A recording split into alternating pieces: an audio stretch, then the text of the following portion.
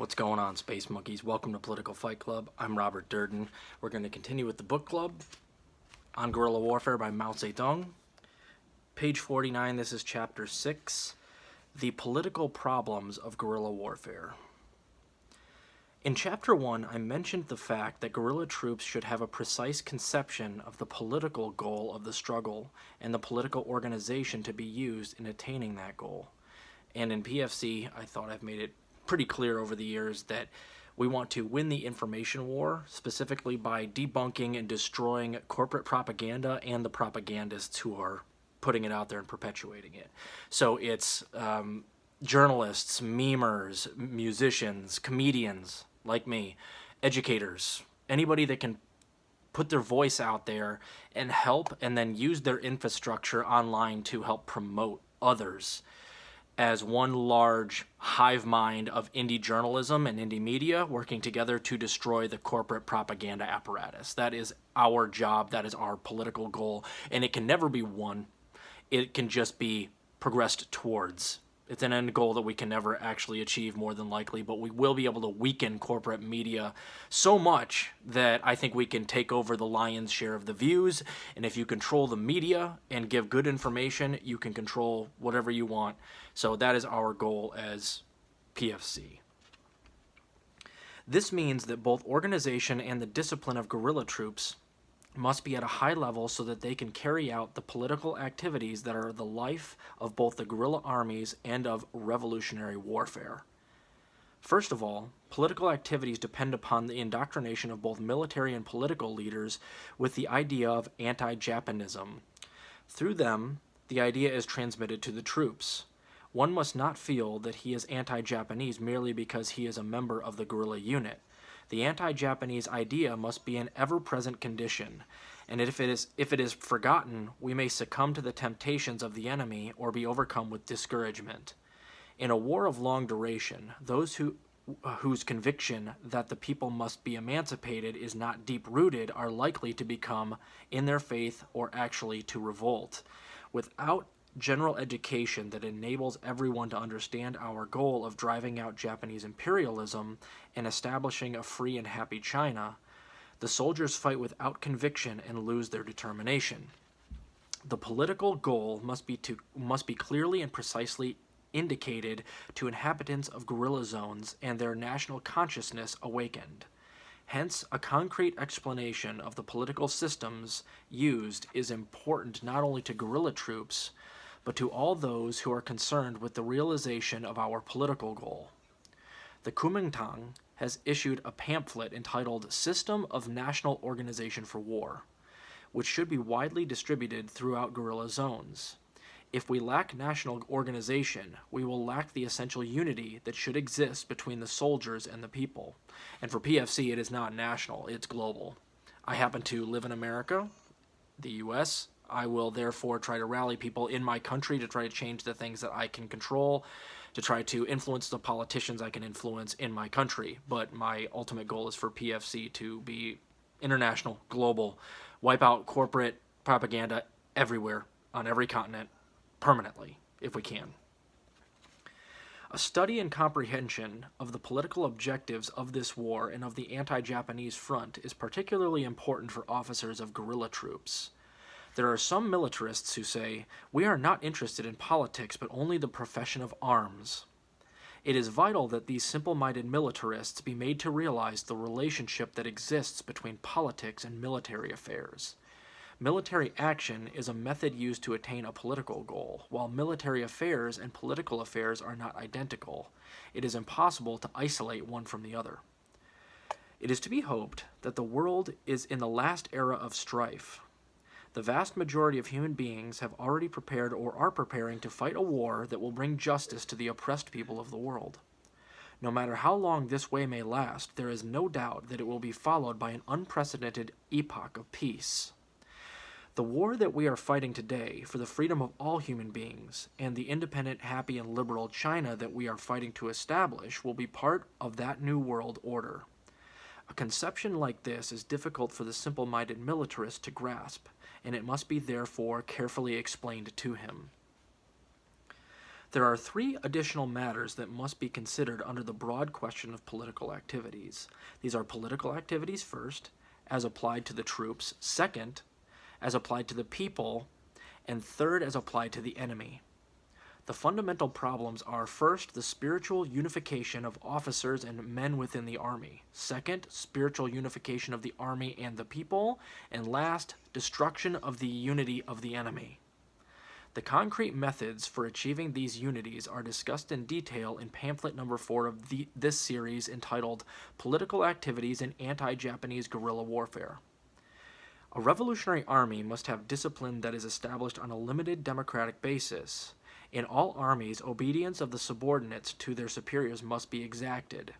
This is true in the case of guerrilla discipline, but the basis for guerrilla discipline must be the individual conscience. With guerrillas, a discipline of compulsion is ineffective. In any revolutionary army, there is unity of purpose as far as both officers and men are concerned, and therefore, within such an army, discipline is self-imposed. Although discipline in guerrilla ranks is not as severe as in the ranks of orthodox forces, the necessity for discipline exists. This must be self-imposed because only when it is the soldier able to understand completely why he fights and why he must obey. This type of discipline becomes a tower of strength within the army and is the only type that can truly harmonize the relationship that exists between officers and soldiers.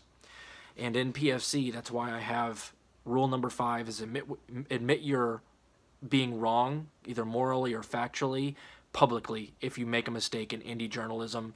If you get called out and it turns out that you're wrong, there's no shame in it, but you have to come out publicly and admit it. It is humiliating a little bit, but that keeps you better. It keeps you disciplined. It keeps you focused on the facts. It keeps you doing good commentator stuff, memeing, journalism, whatever you're doing. In any system where discipline is externally imposed, the relationship that exists between officer and man is characterized by indifference of the one to the other. The idea that officers can physically beat or severely tongue-lash their men is a futile one and is not in accord with the conception of self-imposed discipline. Discipline of the feudal type will destroy internal unity and fighting strength. A discipline self-imposed is the primary characteristic of a democratic system in the army. A secondary characteristic is found in the degree of liberties accorded officers and soldiers. In a revolutionary army, all individuals enjoy political liberty, and the question, for example, of the emancipation of the people must not only be tolerated, but discussed, and propaganda must be encouraged. Further, in such an army, the mode of living of the officers and the soldiers must not differ too much, and this is particularly true in the case of guerrilla troops. Officers should live under the same conditions as their men. I'm going to read that again. Officers should live under the same conditions as their men, for that is the only way in which they can gain from their men the admiration and confidence so vital in war. It is incorrect to hold to a theory of equality in all things, but there must be equality of existence in accepting the hardships and the dangers of war. Thus we may attain to the unification of the officer and soldier groups, a unity both horizontal within the group itself, and vertical, that is, from lower to higher echelons. It is only when such unity is present that units can be said to be powerful combat factors. There is also a unity of spirit that should exist between troops and local inhabitants. The 8th Route Army put into practice a code known as the 3 Rules and the 8 Remarks, which we list here. The 3 rules. All actions are subject to command. Do not steal from the people. Be neither selfish nor unjust. And the 8 remarks are: replace the door when you leave the house. Roll up the bedding on which you have slept. Be courteous. Be honest in your transactions. Return what you borrow. Replace what you break. Do not bathe in the presence of women. I don't know about that one. Depends, I guess, on the situation. Do not without authority search those you arrest. The Red Army adhered to this code for 10 years, and the 8th Route Army and other units have since adopted it. Many people think it is impossible for guerrillas to exist for long in the enemy's rear. Such a belief reveals lack of comprehension of the relationship that should exist between the people and the troops. The former may be likened to water, the latter to fish who inhabit it. How may it be said that these two cannot exist together? It is only undisciplined troops who make the people their enemies, and who, like the fish out of its native element, cannot live. We further our mission of destroying the enemy by propagandizing the troops and propagandizing the enemy troops, by treating his captured soldiers with consideration, and by caring for those of his wounded who fall into our hands. If we fail in these respects, we strengthen the solidarity of our enemy. All right, we'll continue with Chapter 7, page 55 next time. The Strategy of Guerrilla Resistance Against Japan. Keep fighting that good fight out there, guys. I highly recommend going out and getting this book and reading it if you can. It's well worth owning. After I'm done with it here, I'm sending it to a friend of mine who wants to read it himself. So, do your best to communicate with each other. If we can follow a lot of these rules and learn some of these strategies and apply it to the information war, I think that we can create one of the most important independent worker co-ops in the world that acts as a media apparatus, but also a propaganda debunking and destroying apparatus, which is going into the, this century as tech becomes all immersive across the globe. Winning the media and the information war is invaluable to making sure that poor people get what they need in this world. So help me out. Start your own PFC if you want to. Follow the rules of PFC, have honest conversations, and let's talk this stuff out. Let's build strategies and community together. Keep fighting that good fight out there, guys. I'll talk to you later.